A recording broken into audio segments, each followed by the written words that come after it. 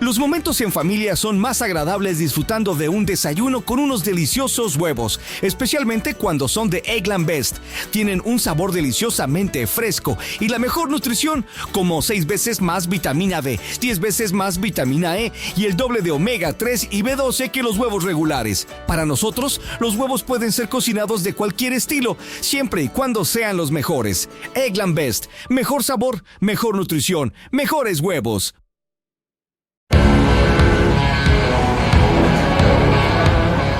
El cerebro humano es una de las máquinas más potentes y perfectas de la naturaleza. Pero es fácilmente engañable. Ilusiones, estafas y trucos cambiaron para siempre el curso de la historia. Estas sugestiones son parte de nuestra vida cotidiana y de la historia de la humanidad.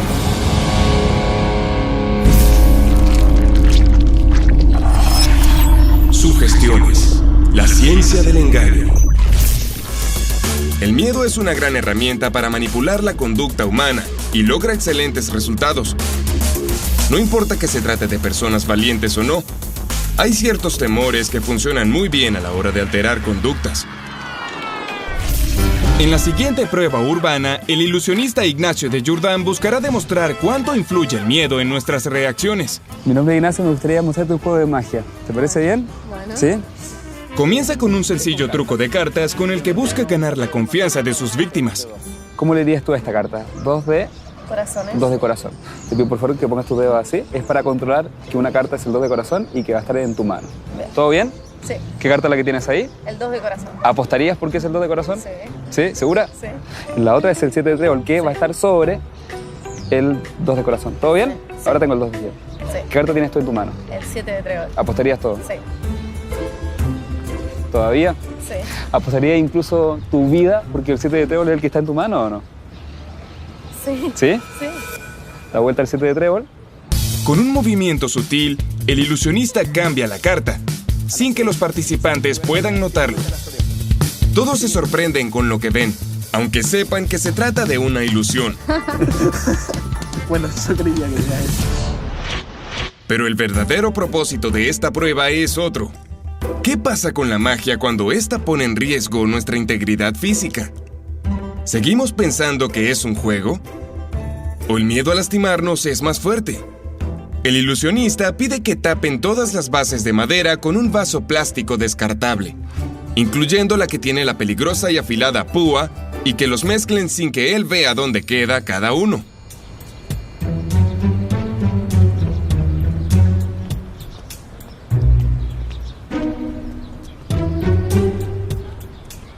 Ahora, Leandro, si yo te preguntara, ¿te animarías a aplastar uno de los vasos? Yo sí. Sí. Sí. Porque sé dónde está el clavo. Pero yo no. ¿Qué vas a hacer? Pese a que las víctimas saben dónde está la púa, creen que el mago lo desconoce y que podría lastimarse. Las víctimas olvidan que solo se trata de un truco de magia, y así, de Jourdan puede manipularlos. Te pido por favor que te gire un momento.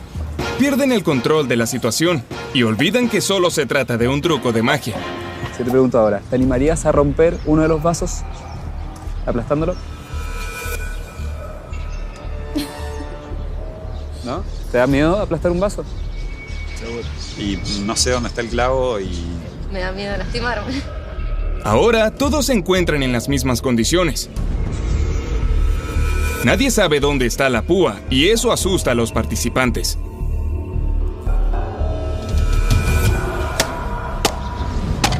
El miedo es una respuesta objetiva hacia un fenómeno aversivo. El miedo es una respuesta natural, es un fenómeno que está aprendido en el cerebro, pero también tenemos conexiones neuronales para decir que tenemos, desde los primeros meses de nuestra vida, miedos, digamos, innatos, que gradualmente esto los vamos perdiendo. Esta vez faltan solamente 2 vasos. El ilusionista redobla la apuesta. Las oportunidades de lastimarse son cada vez más altas. ¿Tú lo aplastarías con tu mano? ¿No? Ante la negativa de aplastarlo, el ilusionista se ofrece como voluntario.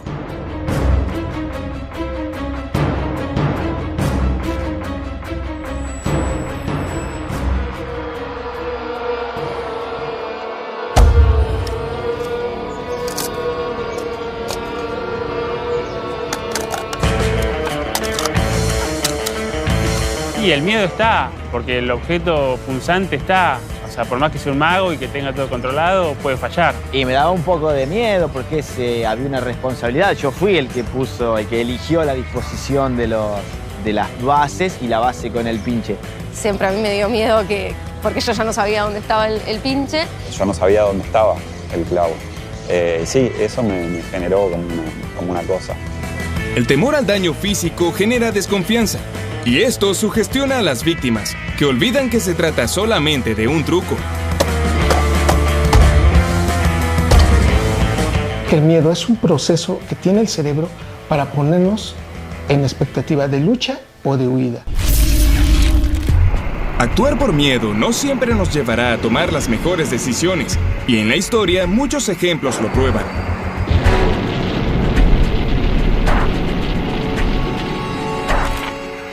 En 1962, el mundo entero estuvo en peligro, cuando la Primera Guerra Atómica estuvo a punto de estallar, de la mano de dos rivales, la Unión Soviética y Estados Unidos. Norteamericanos y soviéticos se encontraban frente a frente. Acá entró un tercer jugador que es Cuba. El 14 de octubre de 1962, un avión norteamericano sobrevoló la isla y detectó la presencia de misiles rusos.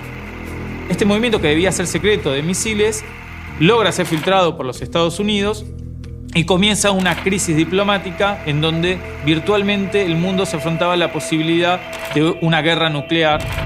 Los soviéticos declararon que la actividad en Cuba era de carácter defensivo y aprovecharon para denunciar que Estados Unidos amenazaba sus fronteras con bases militares en Turquía. La situación empeora y el miedo a la guerra se apodera de la gente. Yo recuerdo que el miedo aquí era de los vecinos decirle a uno que por qué no hacíamos en el patio de la casa un hueco para meternos y ocultarnos en caso de que viniera la guerra de los misiles. Es decir, los jóvenes en ese momento de unos 15, 16 años estábamos realmente temerosos de que la guerra se iba a dar y que el mundo iba a desaparecer envuelto en una nube de radiación. Una semana después, Kennedy dio un mensaje por televisión, anunciando el bloqueo naval a Cuba y advirtiendo que cualquier lanzamiento de misiles desde la isla será considerado una declaración de guerra. Mientras se daban varias reuniones e intercambios vía Cancillería, la Unión Soviética propuso retirar los misiles si Estados Unidos se comprometía a no invadir Cuba y desmantelar las bases militares en Turquía. El 28 de octubre, en un mensaje radiofónico, Nikita Khrushchev anunció un alto a la construcción y el subsiguiente desmantelamiento de las instalaciones de misiles en Cuba, aliviando así la tensión. La crisis de los misiles mantuvo en vilo al planeta durante más de 10 días. Y todo se basó en hipótesis de escenarios de guerra, posibles invasiones y amenazas. Tanto Estados Unidos como Rusia y Cuba se dejaron llevar por el miedo y estuvieron a punto de generar un caos aún mayor.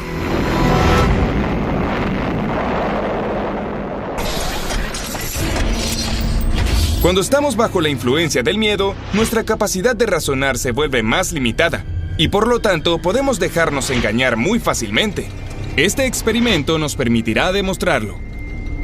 Una casa en venta a un precio muy bajo y bien ubicada será la carnada que atraiga a un comprador dispuesto a hacer un buen negocio. ¿Me permite un momento? Se me quedaron las llaves en el carro, ya vengo, ¿vale? El falso vendedor simula haber olvidado algo para dejarlos a solas. Una vecina cómplice implantará una duda. ¿Ustedes van a comprar esta casa? Estamos mirándola, sí. Pues la verdad, todo el vecindario sabe que aquí pasan cosas rarísimas. De igual manera, pues averigüen antes de cualquier cosa. Que estén bien. Les dijimos que la casa solo podía visitarse de noche. La oscuridad ayudará a crear el ambiente ideal para asustarlos con trucos algo absurdos. ¿Notarán que están ante una situación inverosímil? ¿O el miedo será más fuerte? Bienvenidos, adelante. Adelante. Con la duda ya instalada, los interesados ingresan a la casa. Pues esta es la sala, como pueden ver, si les decía, si tienen hijos, este es el lugar perfecto porque es muy amplio. Podemos pasar al comedor si desean.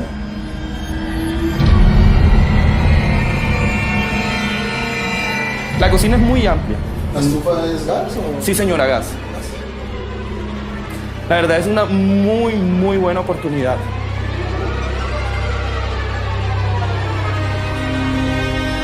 El vendedor les informa por qué el precio de la casa es tan bajo. Aquí hubo un incidente grave. ¿Y qué pasó luego? Lastimosamente asesinaron en el segundo piso en su cuarto al dueño de la casa. El comentario del asesinato se suma a los otros indicios de que allí ocurren cosas extrañas, aunque eso no tenga ningún sentido. Tranquilos, sigámosla viendo. Vayamos al segundo piso.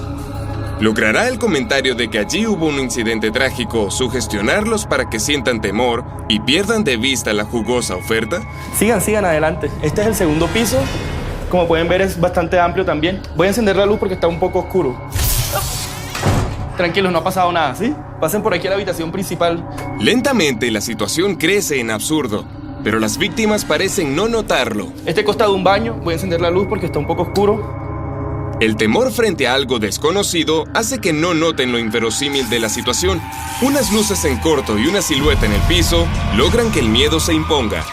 Eso simplemente debe ser el cortocircuito que hay por lo que pasó ahorita. Tranquila, ven, mira. Sinceramente en esta casa no pasa nada nunca, en serio. Por favor, vengan y hablamos, podemos negociar el precio. El miedo que sintieron los primeros compradores no les permitió darse cuenta de que todo lo que ocurrió era poco creíble, y decidieron retirarse sin importar lo atractivo del negocio. ¿Pasará lo mismo con las siguientes víctimas? Adelante, bienvenido. Esta es la chimenea, la sala, es bastante agradable. Nuevamente, la cómplice busca hacerlos sentir atemorizados, apelando a situaciones irracionales, como mostrar la casa de noche y casi sin luz. Por favor, subamos para que continuemos conociendo la casa. Voy a encender la luz un momentico porque está muy oscuro.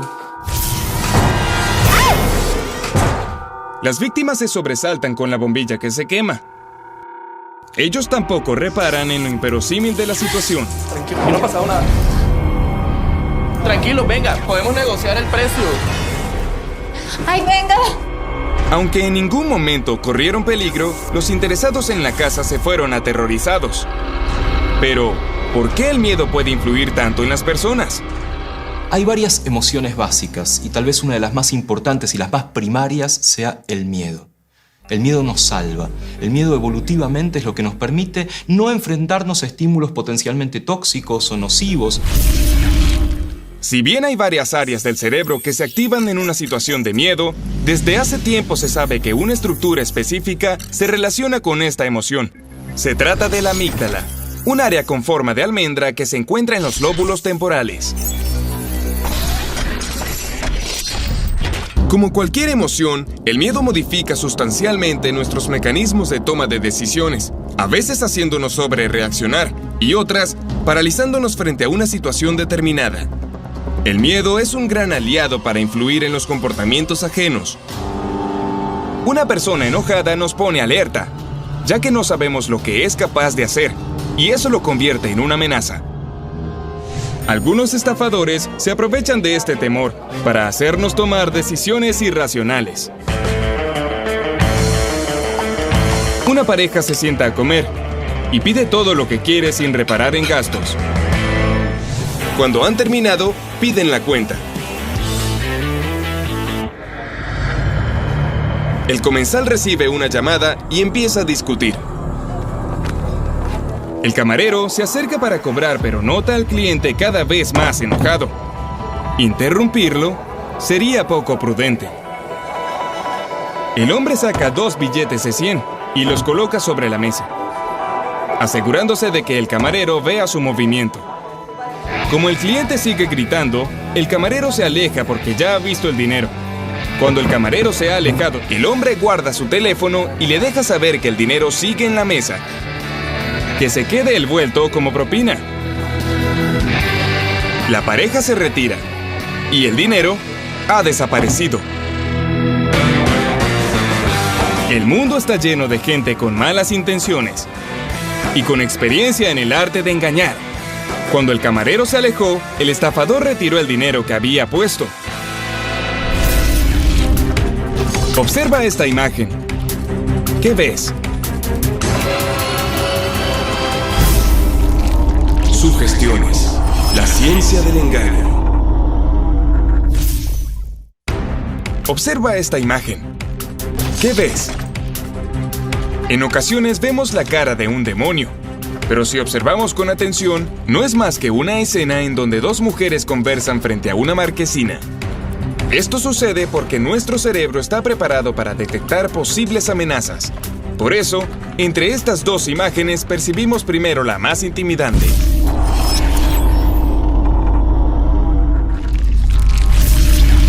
El hombre cree que todas sus decisiones son absolutamente racionales. Sin embargo, la historia y la ciencia se ocupan de demostrar que mucho de lo que elegimos está en relación directa con lo que sentimos. ¿Por qué nuestra mente puede establecer si algo será sabroso o no sin haberlo probado? Un experimento nos permitirá conocer qué tan importante es el color de los alimentos a la hora de elegir. El aspecto que tienen las cosas es tan importante para el cerebro que hasta el color de una taza es capaz de influir en cómo percibimos su contenido.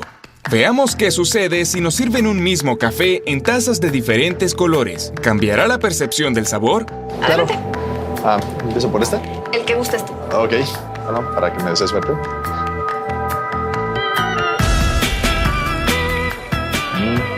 Muy bueno.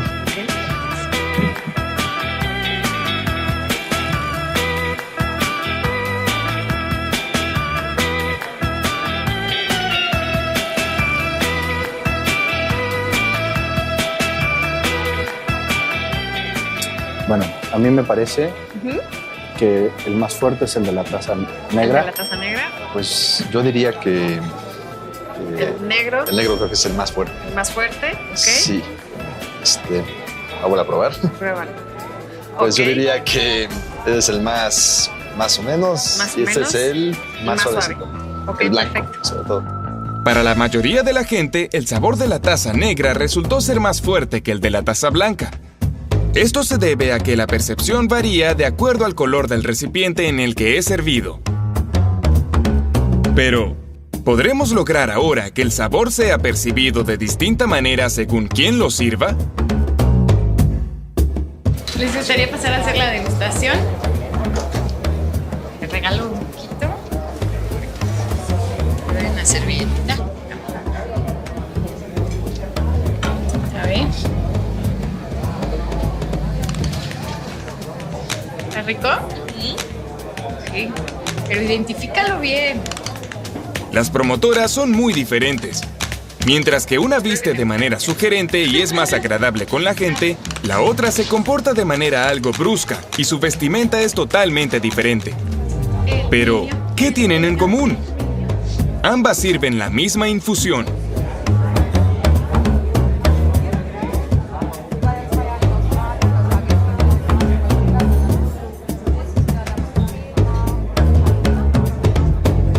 Uno a uno todos pasan a probar el mismo café. ¿Lo habrán notado? Hoy te doy una servilletita. ¿Está rico? Está bueno. Finalmente, se les pide a los catadores que se ubiquen cerca de la promotora que les haya servido el café más rico según su gusto. Me llamó más la atención estar de este lado. Bueno, yo escogí la primera opción. Mi decisión fue porque me sentí como que más agradable. Sorprendentemente, la gran mayoría elige el café que sirvió la mujer que se comportó de manera más sexy, aunque se haya tratado siempre del mismo café.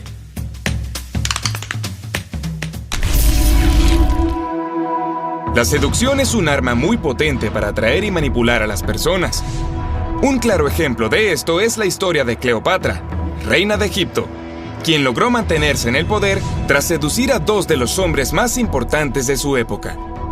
Ella fue reina siendo muy jovencita, tiene que empezar a manejar un país enorme, el país más rico en ese momento. Cleopatra se enfrentaba a distintos enemigos que ponían en peligro la continuidad de su reinado.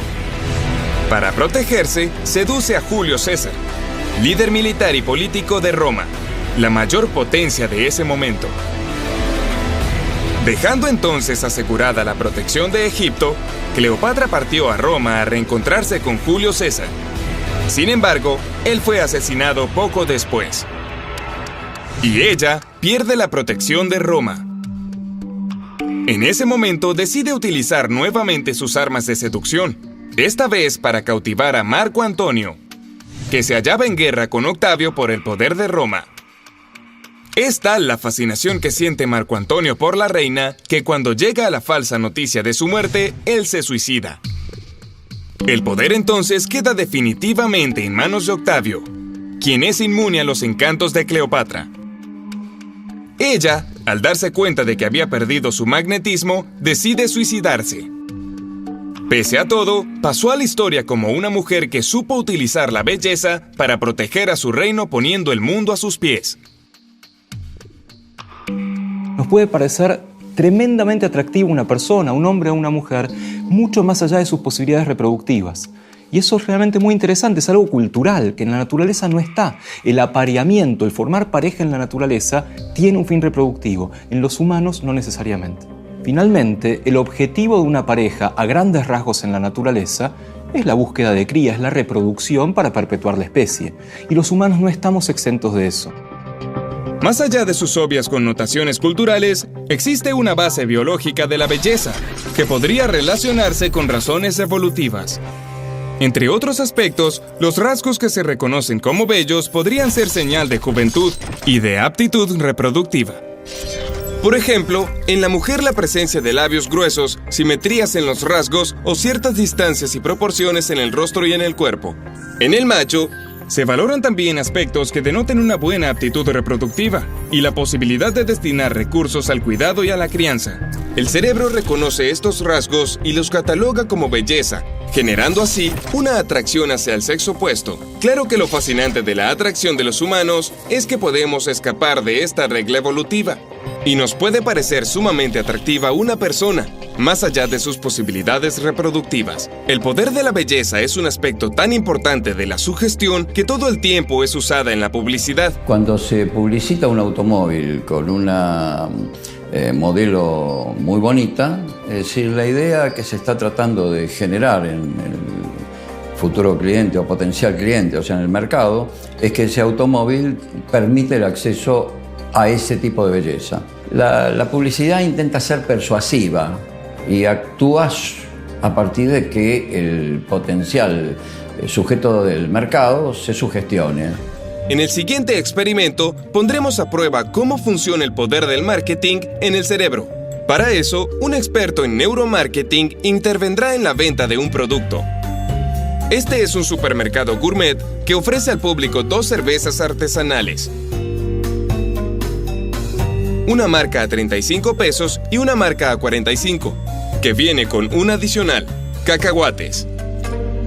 El problema que tiene el dueño del supermercado es que tiene un gran stock de la cerveza que vende a mayor precio y tiene poco stock de la cerveza de menor precio y no logra desprenderse de la más cara.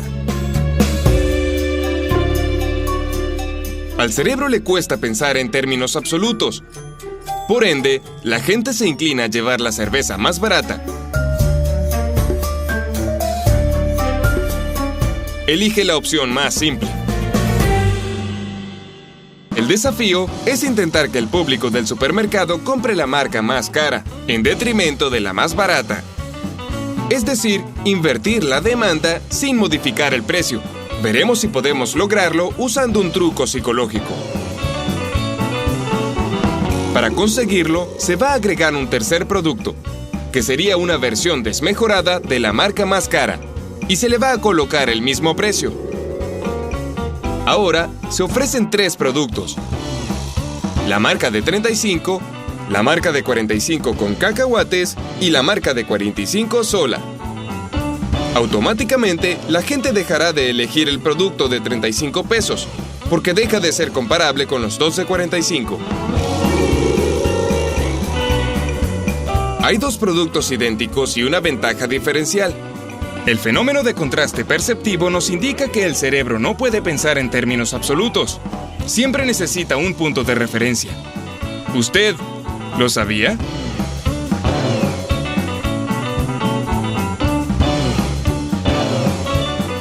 Cuando yo llegué al supermercado, la cerveza que se vendía preferentemente era esta, en la primera condición. En la segunda condición, la gente se llevó preferentemente esta cerveza. Se invirtió un poco el porcentaje de la venta. No fue necesario hacer rebajas, no fue necesario hacer ninguna oferta. Simplemente alcanzó con colocar un tercer producto, el producto señuelo, que no lo eligió nadie, pero sirvió para influir en las personas o inducirlas a que compren la cerveza que el dueño del supermercado quería vender.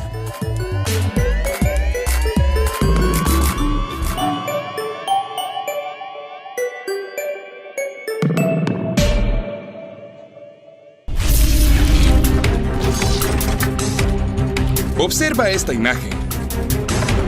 ¿Hacia qué lado gira la bailarina?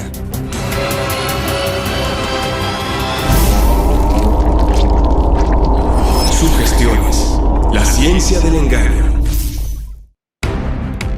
Observa esta imagen. ¿Hacia qué lado gira la bailarina?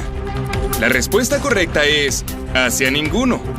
Percibir que gira hacia un lado o hacia el otro es solo una ilusión. Como no hay nada en la imagen que nos dé sensación de profundidad, nuestro cerebro completa el movimiento y decide por nosotros.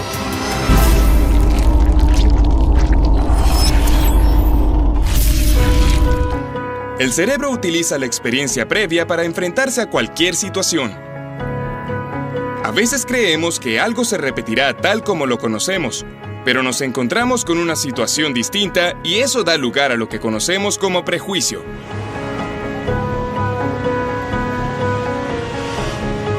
Una prueba nos permitirá evaluar hasta dónde llega el poder del prejuicio a la hora de actuar.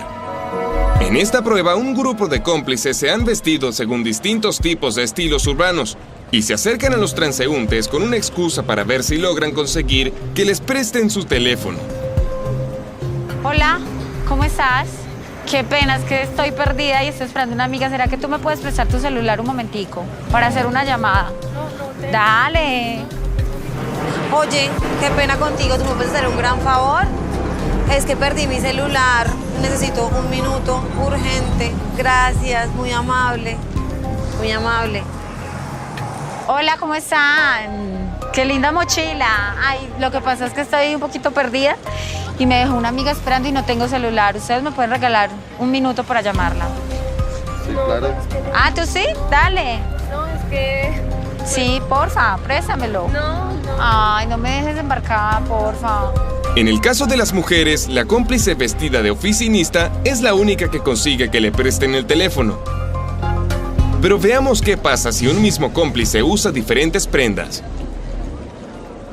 Amigo, es que salí corriendo del consultorio y dejé billetera, teléfono y necesito hacer una llamada urgente. ¿Tú tienes un minuto que me regales? Te lo juro, no te va a pasar nada, tranquilo. Gracias, parce. Señora, usted tiene un minuto de celular que me regale. Se lo juro, mire, es para llamar a un amigo que me venga a buscar. No tengo plata. Oye, qué pena, ¿te puedo pedir un favor? Necesito hacer una llamada urgente y salí sin teléfono y sin cartera. Para eso me puedes regalar un minuto de tu teléfono. ¿Sí? Vale. Hey, Miyagi, ¿tú tienes un minuto de celular que me regale? Es que estoy perdido y no sé dónde estoy. Un minuto nada más, ¿sí? Tú me podías regalar un minuto de bacán. Vale. La gente que pasa parece acceder a los pedidos de las vestimentas más clásicas, como el supuesto médico y la mujer que va vestida con ropa de oficinista. En cambio, se rehúsa a ayudar a quienes usan estilos más informales, demostrando que nuestra conducta depende mucho de lo que imaginamos como bueno o malo. El juzgar a alguien no por lo que es, sino por lo que aparenta.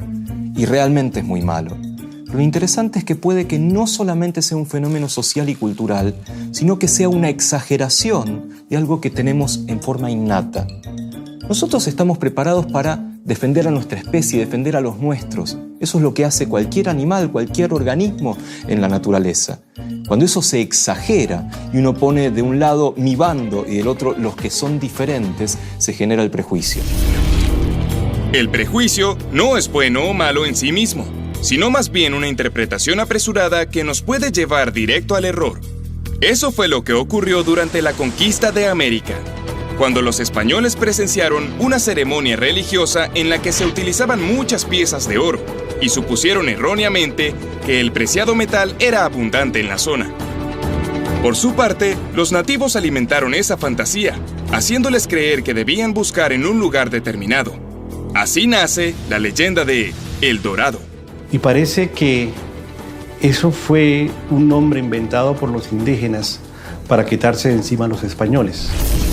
Los conquistadores fueron en busca de este sitio ideal, llegando a lugares remotos y hostiles en donde no había nada. Uno de los casos más conocidos es el de Gonzalo Jiménez de Quesada. Decide irse a los llanos orientales y dura 13 años montando a caballo buscando una ilusión que nunca encontró y que finalmente lo llevó a la muerte porque regresa enfermo y muere de lepra en la ciudad de Mariquita. Este fue uno de los muchos hombres que arriesgaron su vida por el prejuicio que los llevó a perseguir una fantasía. Pero no siempre hacer un juicio previo tiene consecuencias tan negativas. Lo más común es que la humanidad utilice este mecanismo para anticiparse a los hechos.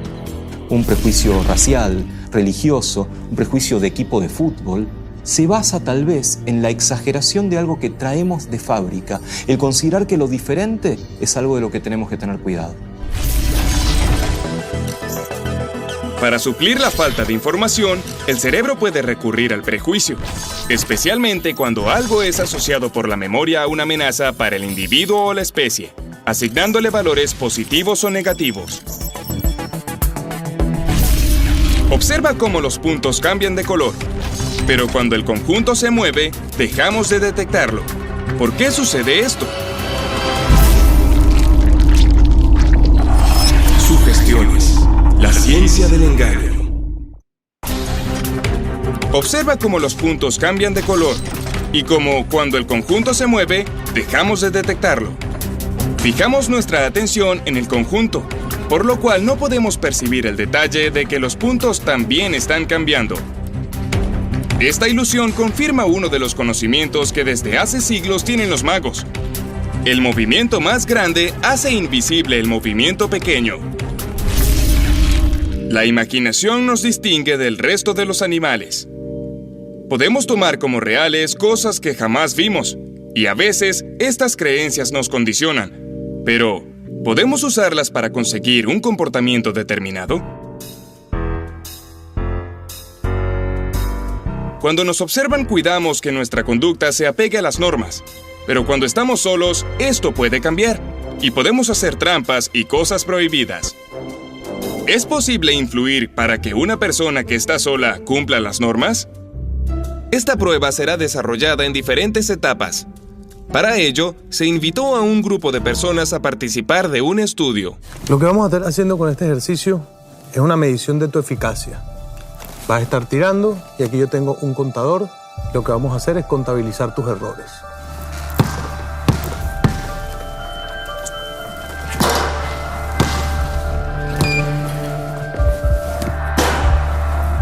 El estudio comienza con cada uno de los participantes arrojando la bola en el aro y contabilizando los tiros errados.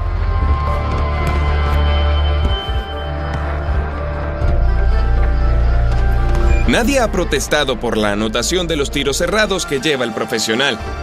Pero, ¿qué ocurrirá si los dejamos a solas? Voy a irme un segundo, pero te voy a pedir el favor de que sigas computando las veces que erres. Permiso.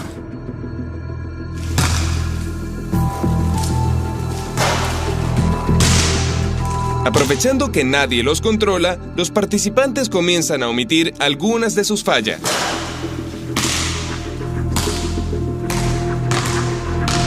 Es momento de averiguar qué ocurre si los sugestionamos. El profesional regresa a colocar una gigantografía con la imagen de unos ojos observando y luego se retira.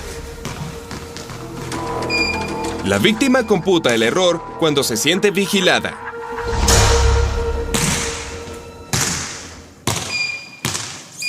¿Qué ocurre si hacemos lo mismo con otro participante?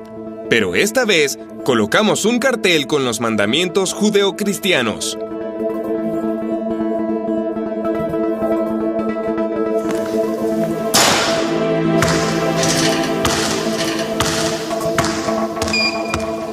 El otro participante también computa su falla cuando se siente controlado.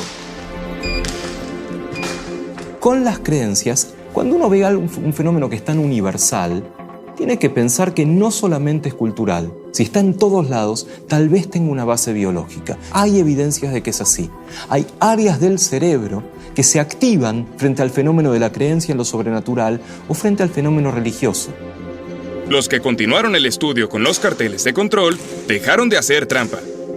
Pero el tirador que no fue sugestionado sigue sin anotar los errores. La idea de que algo superior los controla logró que algunos de los tiradores no hicieran trampa.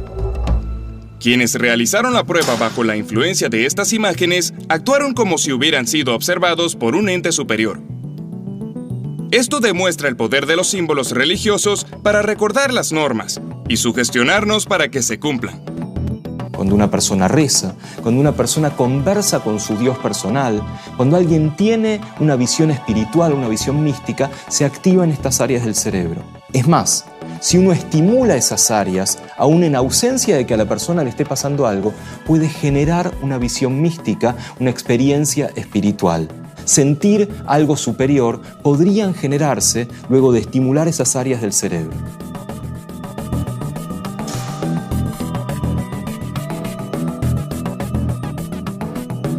Esto demuestra el poder de los símbolos religiosos para recordar las normas y sugestionarnos para que se cumplan. Los símbolos han tenido siempre una gran influencia sobre la conducta humana. Incluso han sido utilizados para predecir el futuro y fueron dotados de gran autoridad. La astrología, leer como signos la posición y movimiento de las estrellas, es la que más nos ha influenciado desde que levantamos la mirada al cielo. En 1941, Hitler encarceló a sus astrólogos cuando pronosticaron que la entrada en Moscú destruiría el ejército alemán. Durante la Segunda Guerra Mundial, los astrólogos eran consultados periódicamente por los jerarcas nazis para conocer el destino de sus operaciones militares, lo que los hacía fundamentales para el régimen. Desde el principio el nazismo tuvo estrechos vínculos con la astrología. Los jerarcas nazis, entre ellos Rudolf Hess y Himmler, pertenecían a logias que buscaban a través de la astrología poder encontrar respuestas sobre el futuro del Tercer Reich. Además de este uso, en la astrología lo que buscaban también eran acciones de propaganda. Lo que buscaban en ellas eran mostrarles a Alemania y al resto de Europa que estaba predestinado la conquista de todo el mundo por parte de los alemanes. Los nazis comenzaron a consultar a los astrólogos, luego de que Hitler sufriera un atentado el 8 de noviembre de 1939. Este atentado había sido previsto y avisado por Karl Kraft, quien explicó que se había basado en la lectura de los astros. Entonces se genera un departamento de astrología específico donde se desarrollaban todos esos tipos de estudios. Pero los astrólogos tenían malas noticias para el régimen nazi. Pronostican que el ejército alemán caerá en Moscú. De inmediato, son detenidos por oponerse a los planes trazados por Hitler. Esto fue la noche del 12 de junio de 1940, conocida como la Noche de los Astrólogos. La suerte de Kraft y del resto de los oscurantistas vinculados al Tercer Reich cae en desgracia en relación precisamente también cuando el Tercer Reich empieza a decaer en la guerra. Finalmente Kraft termina en un campo de concentración donde muere, el resto de las sociedades secretas también son disueltas y asesinados. Las predicciones se cumplieron y los nazis fueron derrotados. El poder de la sugestión condujo a los nazis a tomar decisiones militares guiados en los vaticinios de los astrólogos. Pero, ¿cómo funciona el mecanismo de la creencia? ¿Por qué es tan poderoso? El fenómeno de las creencias en lo sobrenatural está representado universalmente. La enorme mayoría de las personas creen en algo. Al analizar la evolución humana, Charles Darwin llegó a la conclusión de que la creencia en entes espirituales parece ser universal, relacionada con el razonamiento, imaginación y curiosidad del portador. Hay una neurociencia de la creencia, seguramente basada en el hecho de que el cerebro es un buscador de causas, de relaciones entre hechos, aun cuando estas relaciones no existan.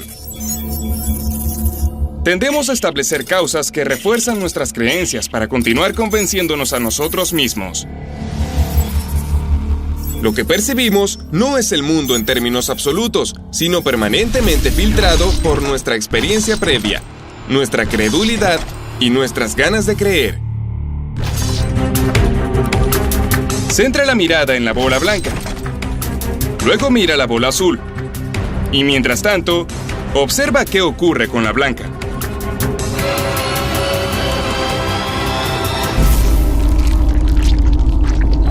Sugestiones. La ciencia del engaño. Observa esta imagen. Centra la mirada en la bola blanca. Luego, mira la bola azul. Y mientras, observa lo que ocurre con la blanca. La visión central focaliza y es aguda y detallada. La visión periférica es menos precisa, ya que solo debe darnos pistas sobre el contexto de lo que ocurre. Nuestra visión analiza con mayor exactitud aquello que enfoca y queda en su centro.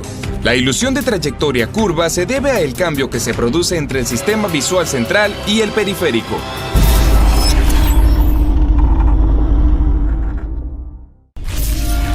El poder de sugestión de la codicia puede llegar a límites inimaginables, haciendo creer al hombre en cosas imposibles y ser víctima de engaños. En 1872, la pareja de granujas, Philip Arnold y John Slack, se volvieron millonarios luego de un increíble hallazgo de diamantes. Todo comenzó en 1870, cuando el financista Asbury Harpending recibió una noticia.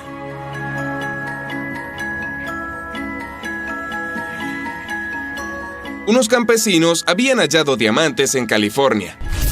La fiebre del oro había sido muy fuerte en California, por lo que la noticia de una mina de diamantes parecía posible.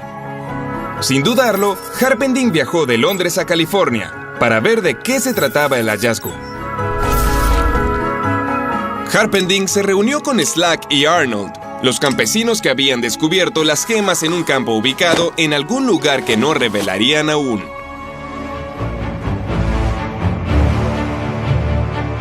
Arnold y Slack le venderían solo el 10% de los diamantes que poseían.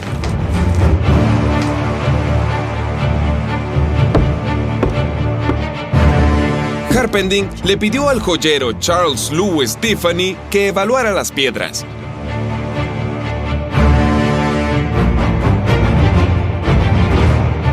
Tiffany estaba impresionado con lo que veía, la cantidad, la variedad de piedras. Él era el especialista que debía tasar todo. De él dependía el valor final. Finalmente, Tiffany dio su veredicto. Está fuera de duda que estas piedras son de enorme valor. Las tasó en $150,000. Harpending hizo una cuenta rápida. Él tenía el 10% de las piedras. Por ende, la bolsa que cargaban Arnold y Slack valía por lo menos $1,500,000. Harpending se dio cuenta de que estaba ante una gran oportunidad, por lo que les dio los $150,000 como pago por el 10% de las piedras y realizó una oferta por el yacimiento.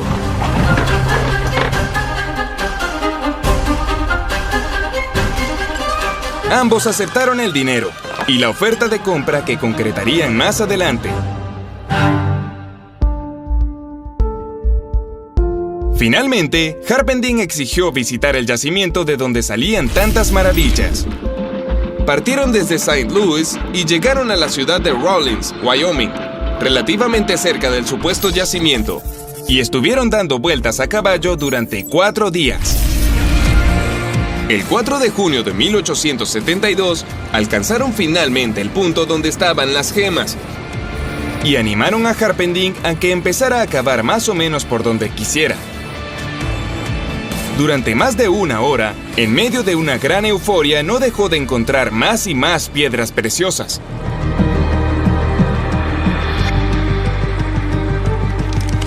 Absolutamente convencido de estar ante el negocio del siglo, entregó $400,000 a Arnold y Slack por los derechos de tierra y en compensación por cualquier reclamo futuro.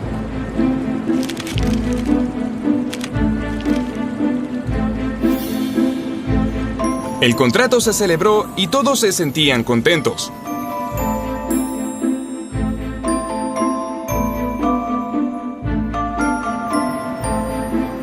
El engaño no se descubrió hasta octubre de 1872. Cuando un equipo de inspectores gubernamentales, dirigido por el geólogo Clarence King de la Universidad de Yale, inspeccionó el yacimiento y concluyó que se trataba de un fraude. ¿Qué había pasado?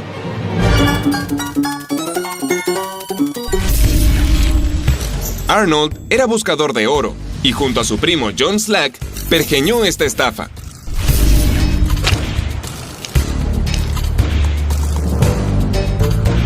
Primero se hizo con algunos diamantes industriales que entremezcló con granates, rubíes y zafiros que había comprado a los indios de Arizona.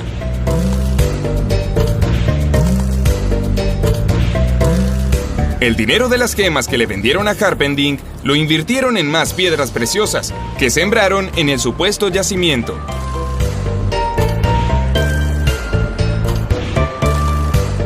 Pero además, hubo un hecho fortuito. Tiffany reconocería luego que no tenía tanto reconocimiento en tasar gemas en bruto. Los humanos creen que controlan todo lo que piensan y hacen. Sin embargo, son fácilmente sugestionables. El miedo puede paralizarnos por completo o impulsarnos a lograr cosas asombrosas. La belleza ejerce un poder de sugestión único y quienes conocen sus secretos pueden dominarnos. Los prejuicios son creencias previas a la observación y muchas veces armas de doble filo. Tenemos la idea de que algo superior nos controla y estamos en lo cierto.